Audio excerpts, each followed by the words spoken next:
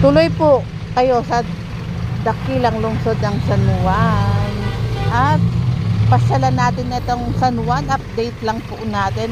Itong San Juan gusto ko lang i-share. Para sa akin, ito yung isa sa malinis na lugar dito sa Metro Manila. Tignan natin ngayong araw ng linggo at baybayin natin. Kasi during those times na nasa clearing operation tayo or kaya pag nagpupunta tayo dito sa San Juan, ito yung isa sa kinakwento ko rin sa friend natin na vlogger. Parang dito sa San Juan wala akong nakikitang mga dwellers. Ewan ko lang ha, para sa akin ha, kapag nagpupunta ako dito wala naman ako nakikitang mga dwellers. Tsaka malinis itong San Juan. Bangketa, kalsada, hindi na ako pa. Okay. Yung tipong may daanan talaga yung tao. Hindi ko lang alam kung laging kiniklearing dito yung San Juan. Siguro mga 2 times yata kami nag-clearing o 3 times dito sa may San Juan. Kasi malinis eh. Eto, dito tayo nag-clearing no, Dem. Sa may Pure Gold. Tignan lang natin, daanan natin kung may mga vendor pa po dito sa may Pure Gold. Illegal vendor, I mean. And shout out sa ating napakasipag na MMDA head, Mr. Richard Apoderado. Shout out sa iyo, Sir Richard. Ay, may mga vendor pero may bangketa naman po. And no idea kung pinayagan po sila. Pero merong bangketa na madadaanan naman po. At araw ng linggo.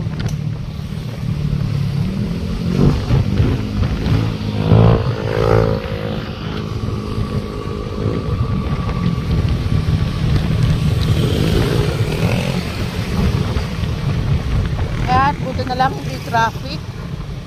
Masarap talaga mamasyal kapag ano eh, linggo eh. Walang traffic.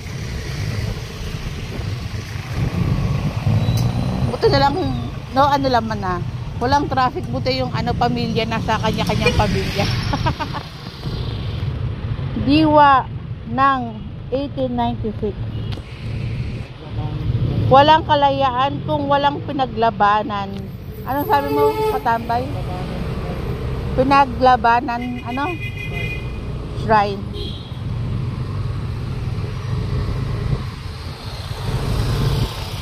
Pinaglabanan street pala rin talaga pala to.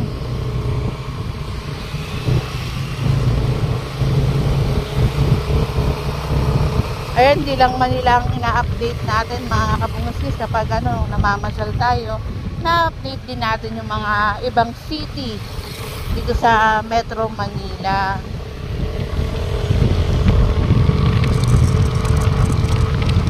Ang linis talaga oh. Pasensya na hindi ko masasabi din yung mga dadaanan natin na lugar dahil naka-base lang po ako sa lugar na nakalagay. Ito naman simbahan po dito. St. John.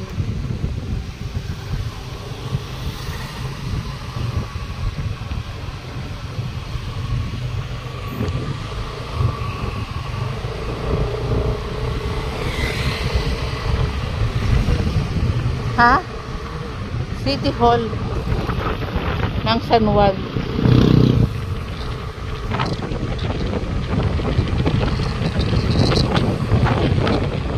Grabe ang init. Tostado ko dito.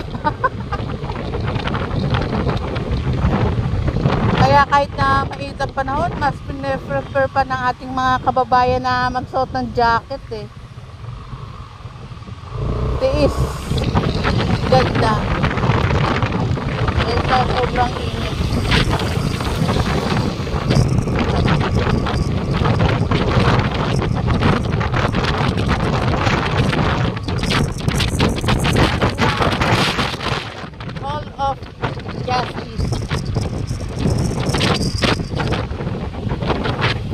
Guevara Street.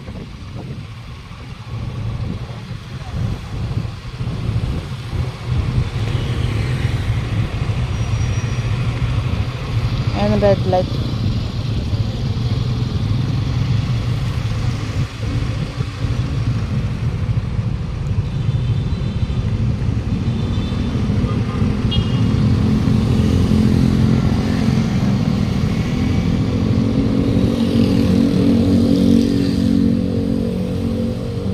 Daloy ng sasakyan, walang ka-traffic, kaya doon na tayo.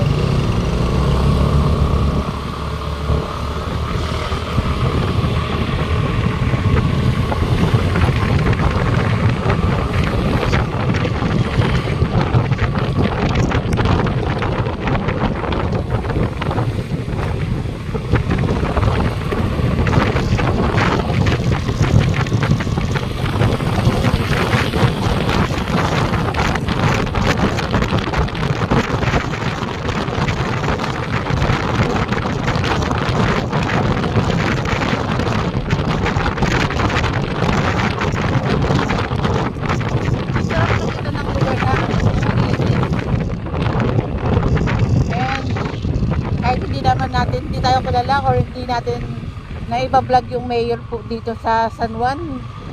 Congrats! Dahil ang linis po dito sa lugar ng San Juan.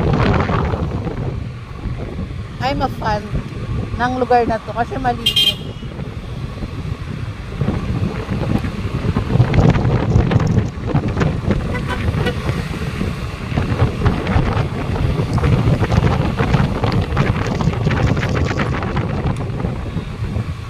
Comment lang kayo mga kabungisnis kung gusto nyo i-update pa natin yung mga ibang lugar kasi nung nakaraang linggo nag-update tayo sa may saan ba yun? Sa Tambay? Sa may North Caloocan. First time ko nakapunta sa North Caloocan na hindi sa pagano. Ang alam ko lang kasing Caloocan yung boundary ng Manila then Caloocan na yun pala, may iba pa palang lugar ng Caloocan. Pasensya na, hindi tayo napunta sa ibang lugar. Kaya first time ko lang napunta dito.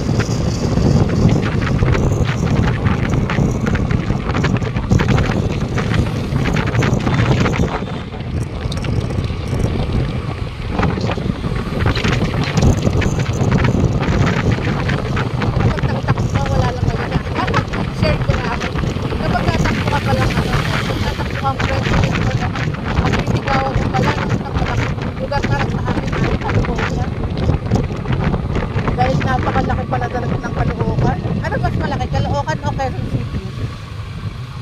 Ha? Quezon City. Sa Quezon City naman, pag iisipin ko palang, although ilang taon tayo nag-vlog sa Quezon City, pag iisipin ko palang papunta akong Quezon City, ang layo nga rin talaga. Ang haba, lalo na yung Commonwealth. Madison Street.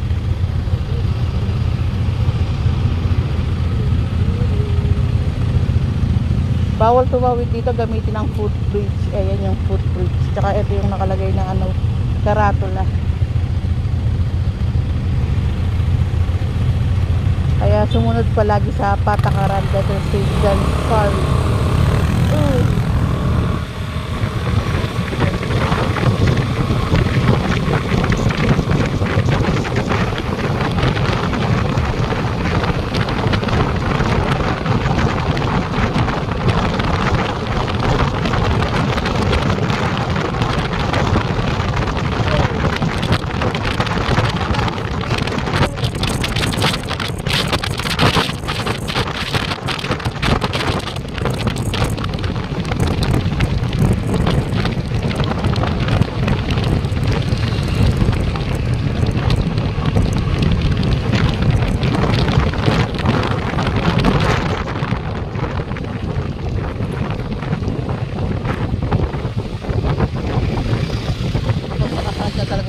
Kabagong malala.